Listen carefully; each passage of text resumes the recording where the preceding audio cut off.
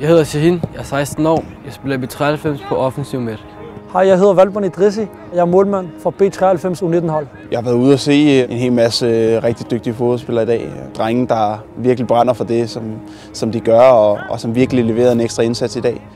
Jeg valgte jo 2 spillere, Shahin, som jeg synes gjorde det utrolig godt i en slags playmaker-rolle på holdet. Han var god med bolden og distribuerede den rigtig godt på banen. Samtidig så var han også målfarlig og kunne sætte sin direkte mand af.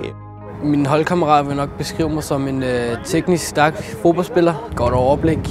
Jeg mener selv, at jeg er bedst til at bruge min teknik, og jeg har et meget godt venstreben.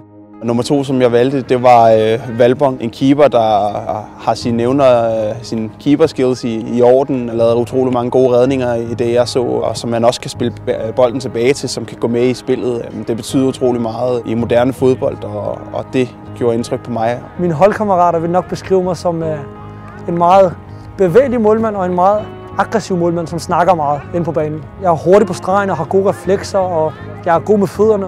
Jeg er 17 år, og jeg bor ude i Nordvestkvarteret. Jeg elsker fodbold. Jeg elsker det, fordi at man møder mange nye mennesker, og jeg synes bare, det er fedt at spille. Jeg træner op til 11 gange om ugen, så det er hård træning hver dag, et par gange om dagen. Hvis jeg ikke spiller fodbold i en uge, så føler jeg, at jeg mangler noget. Altså, det hører til min hverdag. Selvfølgelig var det tekniske, som havde et utroligt højt niveau.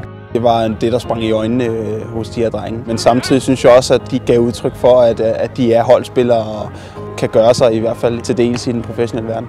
Det betyder rigtig meget for mig. Det er noget, jeg har gået og læst meget om, og så fik jeg så at vide, at chancen ville komme her i B93, så det legnede jeg lige op til at håbe på, at jeg ville få chancen, og det gjorde jeg så.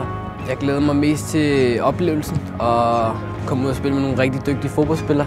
At jeg har fået chancen betyder, at jeg kommer ud og prøver mig af på et højere niveau, kan man sige. Altså, jeg prøver jo med de bedste fra Sverige og Belgien og alle de der lande der. Det betyder rigtig meget for mig.